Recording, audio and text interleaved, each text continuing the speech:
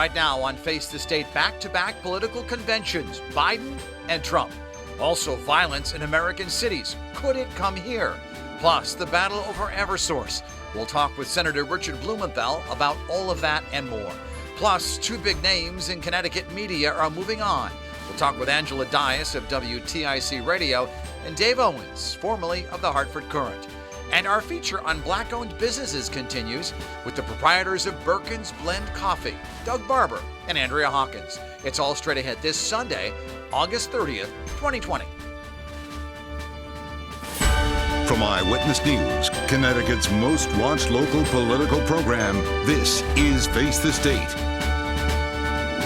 Good morning, everyone, and thanks for joining us. I'm Dennis House. 65 days until Election Day, and some will vote early.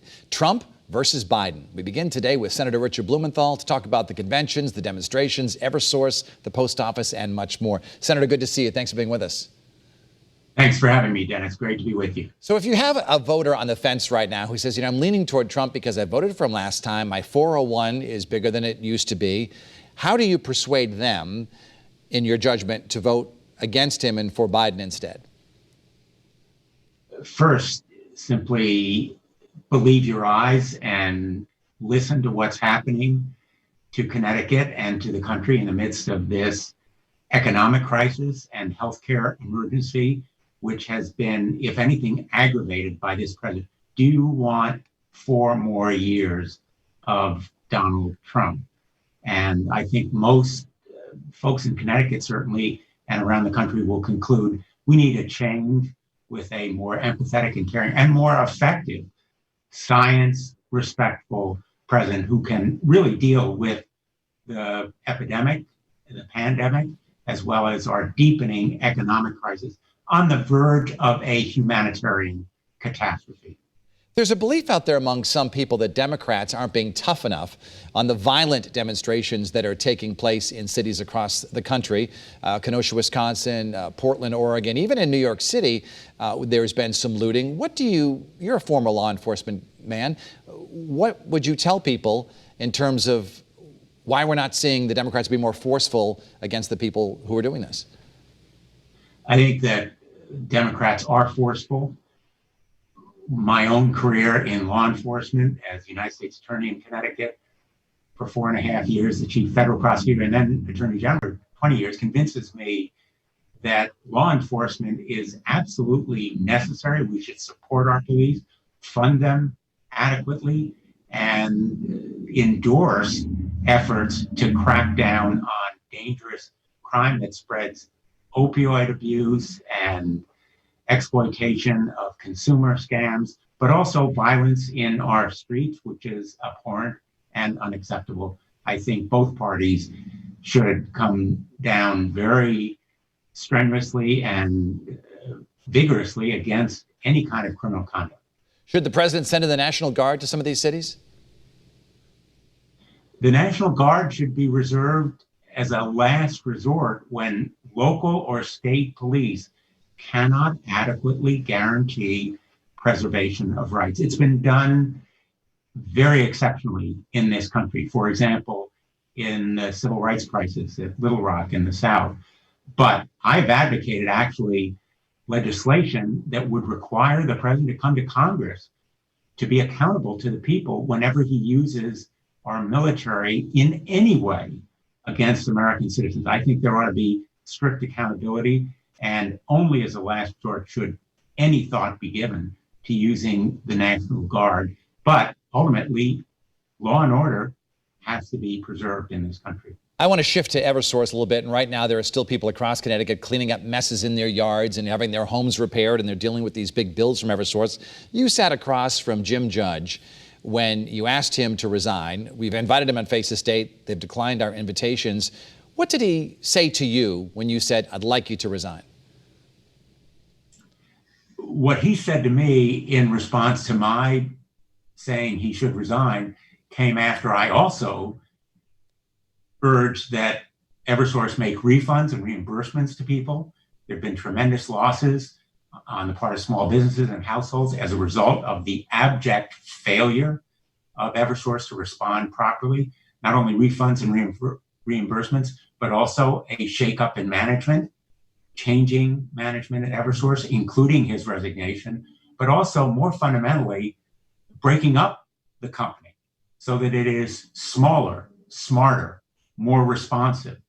And it was created, obviously, as a result of the merger between Northeast Utilities and NSTAR.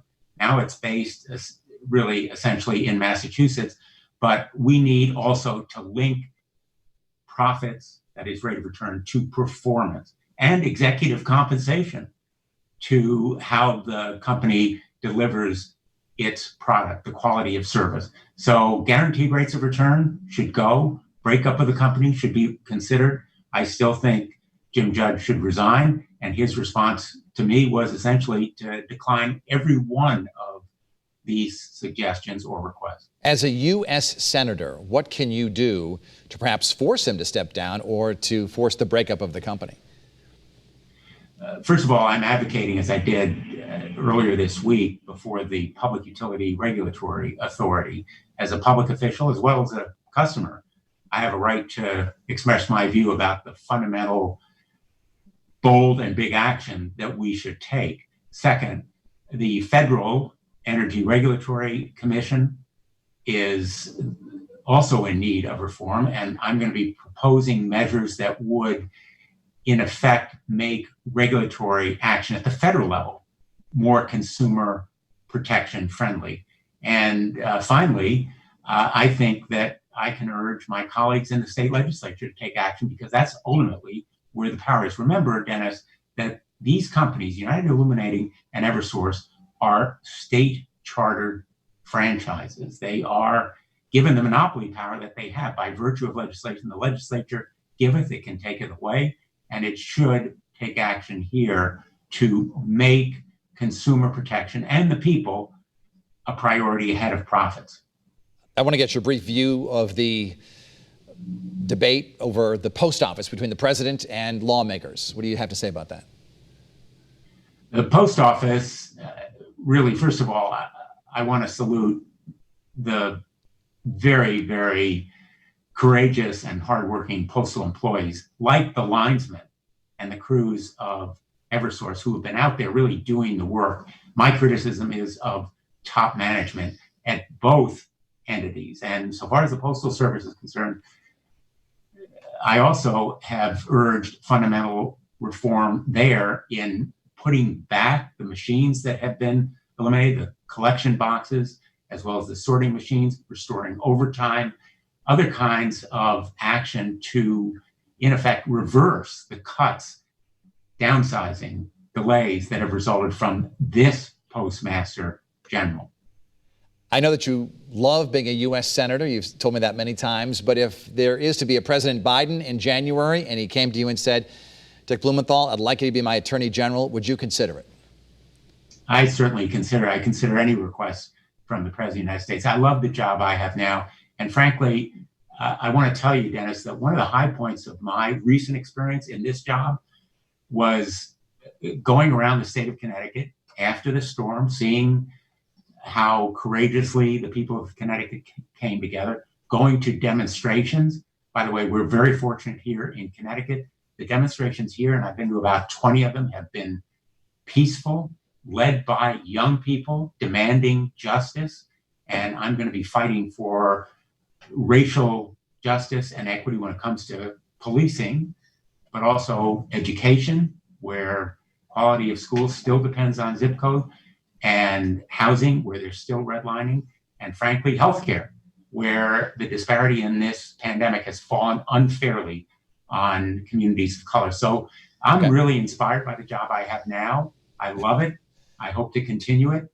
And I'd always consider a request by the president, but I expect to continue as United States Senator for years to come, I hope, with the approval of the people of Connecticut. We'll leave it at that. Senator Richard Blumenthal, thanks so much for being with us today, and we will see you in person one of these days as soon as it's safe to do so. Thanks, Senator.